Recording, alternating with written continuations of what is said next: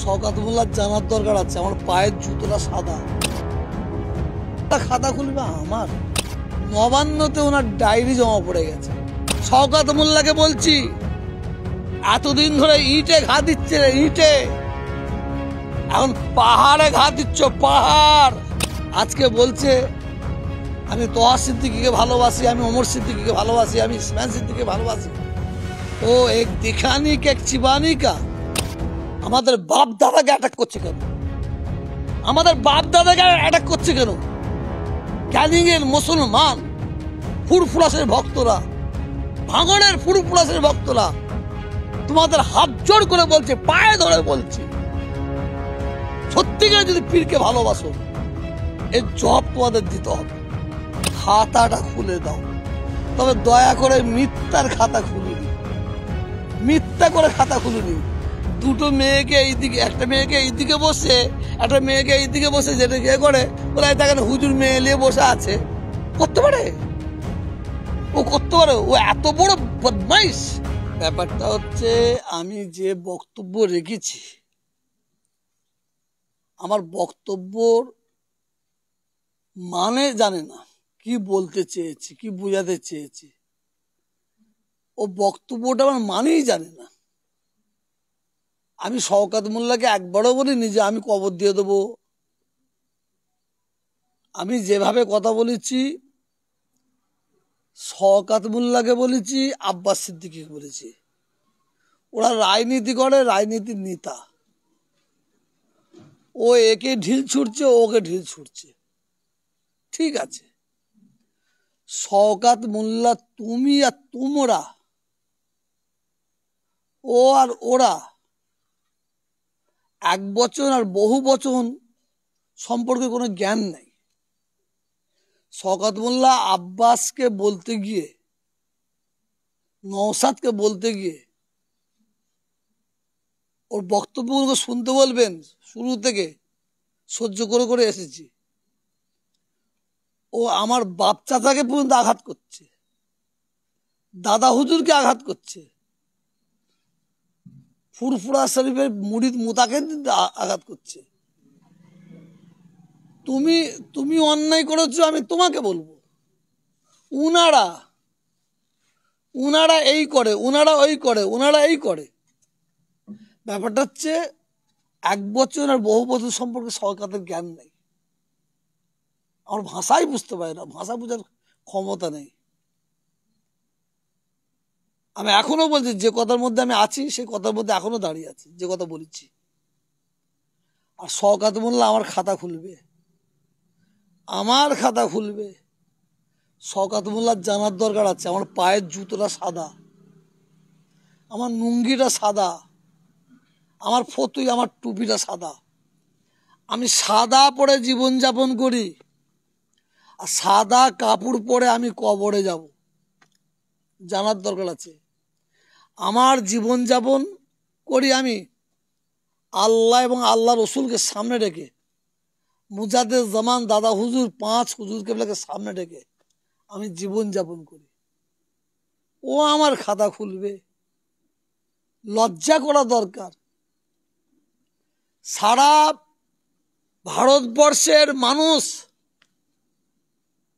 খোদার কসম খেয়ে বলছি, খোদার কসম খেয়ে বলছি, কোন মায়ের লাল আমার দিকে আঙুল তুলে বলতে পারবে না তোহা হুজুর নিজের স্বার্থের জন্য, নিজের জন্য, নিজের ছেলে মেয়ের জন্য 10 টাকা কারো কাছে ঘুষ চেয়েছে। তবে হ্যাঁ, আমার বিরাট সংস্থা চলে, আমার কিরাত প্রতিযোগিতা হয়, আমার ঈশ্বরের সব হয়, আমার অনাথ ফাউন্ডেশন আছে। আমি তার জন্য, অনাথদের জন্য সবার কাছে ভিক্ষা চাইতে পারি, সবার কাছে ভিক্ষা চাইতে পারি। কিন্তু কোনো বিনিময়ে কারো কাছে 10 টাকা চেয়েছি, কারো ক্ষমতা নাই বলার।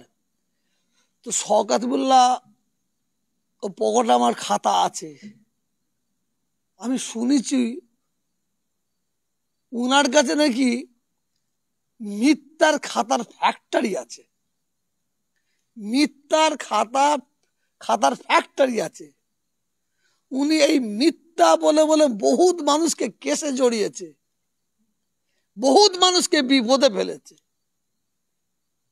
না জানি হয়তো কাউকে সাজিয়ে আমার বিরুদ্ধে মিথ্যা সাজিয়ে কিছু বলবে।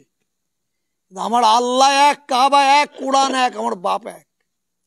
আমি নিজের জন্য, নিজের ছেলে মেয়ের জন্য কারো কাছ থেকে 10 টাকা কোনো কিছু বিনিময় নিনি, নেব না। আমি ভিখারির বাচ্চা নই। আমাকে বাংলার কোটি কোটি মানুষ ভালোবাসে, কোটি কোটি মানুষ ভালোবাসে। আর শওকত মোল্লা খাতা খুলবে আমার?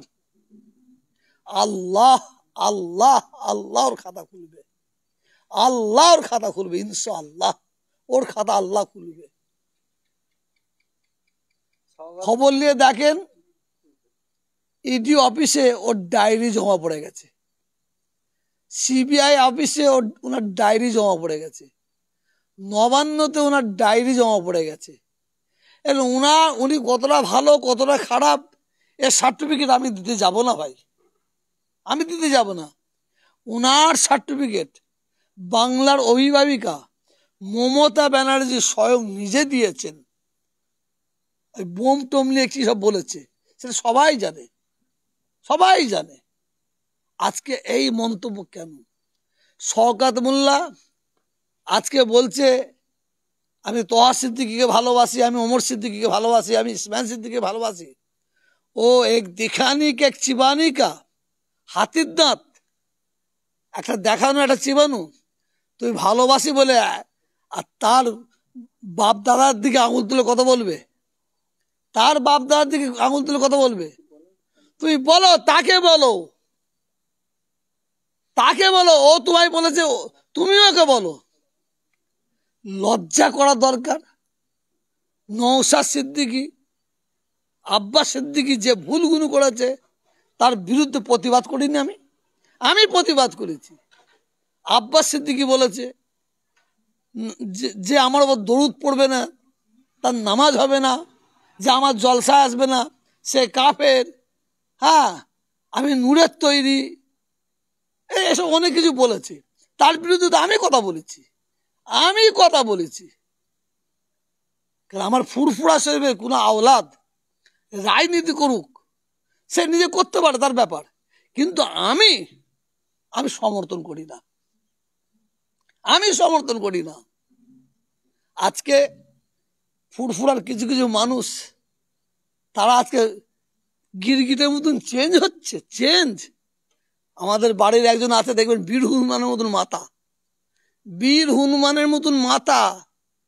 হ্যাঁ, সে বলছে আমি বলেছিলাম, হ্যাঁ বলেছিলাম তো, তুই মাঠে খেলতে নামবে আর পায়ে ন্যাং মারবে আর বলবে আমি হুজুরের ছেলে মেরেছি, বলেছিলাম তো। আর আজকে খিস্তি পাচ্ছে, উনি আবার বলছে আমি গালাগালি করছি, আমি প্রতিবাদ করছি। ওর কোনো বুদ্ধি আছে?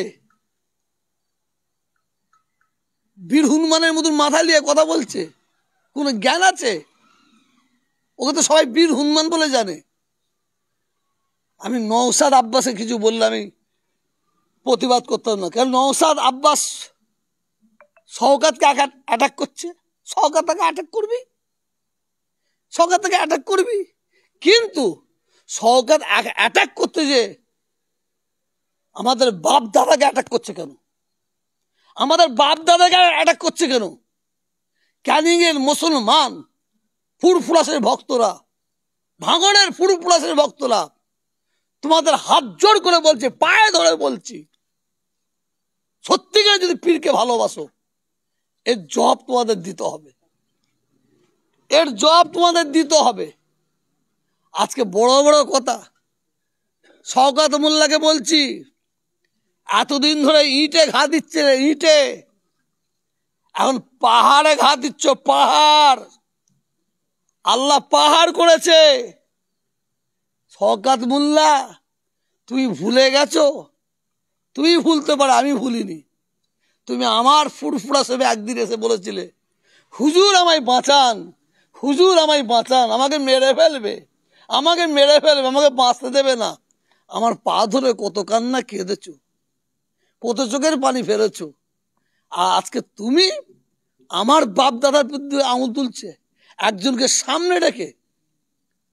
আমি মনে করি শওকত মোল্লার পিছনে কেউ আছে, কেউ যুক্তি দিচ্ছে, শওকত মোল্লা সেটা বুঝতে না পেরে আব্বাসকে আর নওশাদকে টার্গেট করে আমার দাদা হুজুরের খানদানকে সে ছোট করছে। খানদানকে, হ্যাঁ আমি এখনো বলছি, আব্বাস নওশাদ ভুল করলে তার জবাব দাও।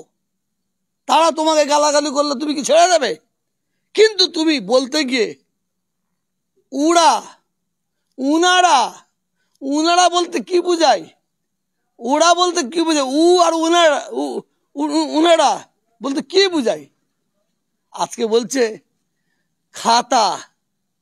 খাতা খুলে দেবে, অপেক্ষা ইনশাআল্লাহ। ভাঙড়ের ক্যানিংয়ের 99% মানুষ তোমার খাতা নিয়ে বসে আছে, ইনশাআল্লাহ খুলবে। মমতা ব্যানার্জির এই দলটাকে শেষ করে ফেলছো, এই দলটাকে ধ্বংস করে দিচ্ছ, হ্যাঁ এই দলটাকে খতম করে দিচ্ছ। মমতা ব্যানার্জির মেহনত করা, কত লড়াই করে এই দলটাকে ক্ষমতা রেখেছে। আর কিছু ক্যান্সার মার্কা এমএলএ এমপি এই দলে কিছু আছে, কিছু সভাধিপতি আছে, কিছু সভাপতি আছে, কিছু প্রধান আছে, এদের ক্যান্সার হয়েছে। এই ক্যান্সার মার্কাগুলো এই দলটাকে শেষ করে দিচ্ছে। মমতা ব্যানার্জির কোনো দোষ দেবো না, আমি একটা দোষ আমি মমতা ব্যানার্জি দেবো না এই বিষয় নিয়ে। কারণ মমতা ব্যানার্জির মেহনত, মমতা ব্যানার্জির উন্নয়ন, বাংলার মানুষ সাধুবাদ জানাবে। প্রত্যেকটা বাংলার মানুষের অন্তরে মমতা ব্যানার্জির গীতা আছে, প্রত্যেকটা বাংলার মানুষের অন্তরে মমতা ব্যানার্জির গীতা আছে। কিন্তু থাকলে হবে কি, মমতা ব্যানার্জির এক জায়গায় একটা ক্যান্সার রেখে দিয়েছে, এই ক্যান্সারগুলোকে সরাতে হবে। 2026-এ এই ক্যান্সারগুলো যদি না সরাই তাহলে এই দলের অনেক ক্ষতি হয়ে যাবে। আমি তো জানি সিপিএম এর অত্যাচার, সিপিএম এর জুলুম আমরা ভুলিনি।